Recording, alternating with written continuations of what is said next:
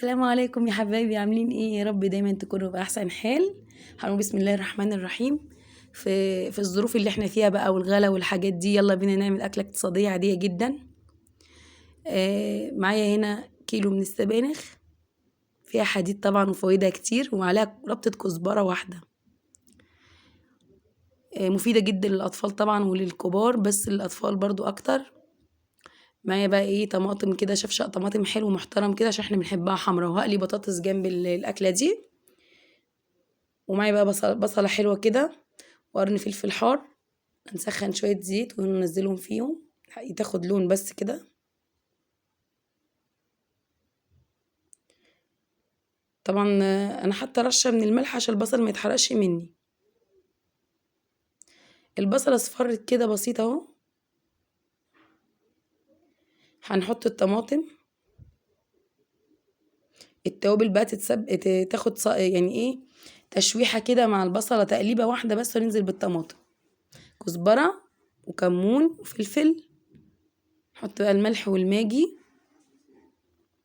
ملح اهو، والماجي حسب الرغبة برضو.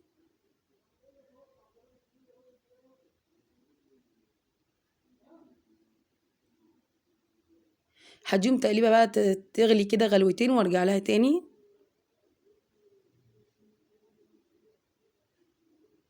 طبعا يا حبايب قلبي، فيه هنا ايه، بحط حبة سكر صغيرين خالص على اي صلصة. حاجة بسيطة جدا. خلاص كده خدت غلوتين معانا كده. هنسقط السبانخ. بسم الله، ربنا يحسن ما بين ايديكم يا حبايب قلبي. اللهم صل وسلم على سيدنا محمد وعلى اله واصحابه اجمعين. الا بذكر الله تطمئن القلوب. اذكروا الله يا حبايبي على طول، قلوبكم تطمن وترتاح. ربنا يهون علينا الايام الصعبة دي يا رب. اللهم لا حول ولا قوة الا بالله العلي العظيم. هندي بقى السبانخ تقليبه كده، ونغطي عليها تاخد تدي مع نفسها كده شويه.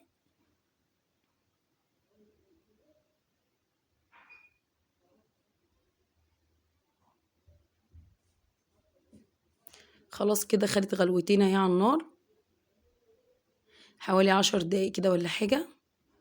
هنزودها بقى شويه ميه سخنين كده، حوالي مجين كبار. ونسيبها برضو مع نفسها على ما تقرب تستوي. جربي الطريقه دي في السبانخ هتعجبك. معلقتين، حوالي معلقتين من الزيت، ومعاهم معلقه كبيره توم مهروس، او 4 فصوص توم مهروسين. حمريهم زي طشه الملوخيه بالظبط. دي الطاسه اللي معايا اهي بعمل فيها. نعمل فيها طشه السبانخ. جربي الطريقه دي هتعجبك بامر الله.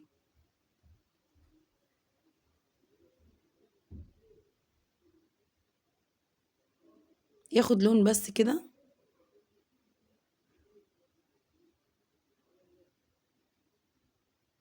خلاص كده التوم خد لون اهو بسيط اصفر، عشان ما تبقاش حامي على وصدركم وانتوا بتاكلوها يعني.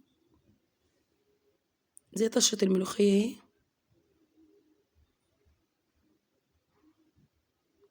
نسيبها بقى 5 دقايق كده تاخد وتدي مع نفسها.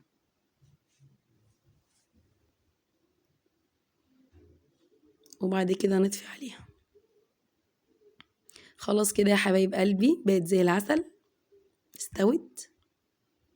الف انا وشوف على قلوبكم. يلا بقى نعمل شوية رز محمر كده جنبها، او حبة وحبة، زي ما بتقولي عليه اي حاجة، ايا كان الاسم. تسخن بقى معلقة سمنة على شوية زيت، ونحمر شوية رز كده في الأول، ياخدوا لون. وبعد كده نزود عليهم بقية الرز، غسلينه طبعا ومصفيينه.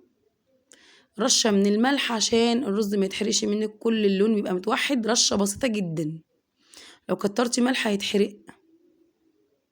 رشة بسيطة زي ما انت شايفة كده.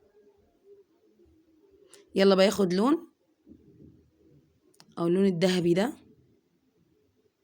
ميبقاش غامق. يلا بقى نحط الرز كده بعد ما صفيناه، نديله تقليبة او تشويحة مع الرز اللي متحمر. هنزوده مية سخنة. طبعا انا عارفة مقدار الرز فتعودت عليه، خلاص بحطه بالويم كده. انما انتي يا حبيبة قلبي اللي مش عارفة مثلا مقدار الرز ياخد قد ايه مية، الرز المصري كوباية الرز بتاخد كوباية مية بالظبط. 3 كوبايات رز بياخدوا 3 كوبايات مية عشان يطلع معاكي مظبوط لو مش عارفة الويم بتاعه. أنا عشان باعمل رز على طول فبازيده كده وبيطلع ما شاء الله مظبوط معايا الحمد لله يعني. اللي ما بيعرفش مقدار الرز يعني بالويم كده يعبّر، أنا ما باعبّرش.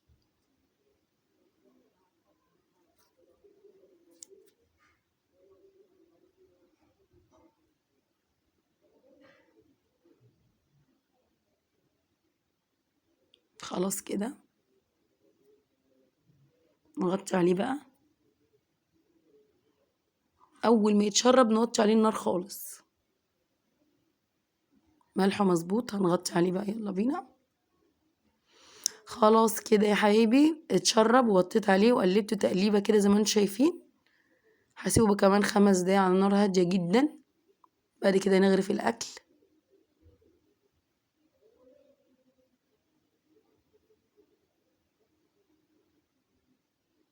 خلّصنا خلاص. ألف هنا وشفا على قلوبكم، دي السبانخ، وأدي الرز المحمّر بيلمع إزاي وقمر، ربنا يحسن ما بين إيديكم، ودي بطاطس بقى كده جنب الأكل وطبق مخلِّل، وألف هنا وشفا على قلوبكم يا رب، تاكلوهم في الهنا، واللي ما اشتركش في القناة يشترك وفعلوا زر الجرس عشان يوصلكم كل جديد في رعاية الله وأمنه، واللايك والشير طبعًا.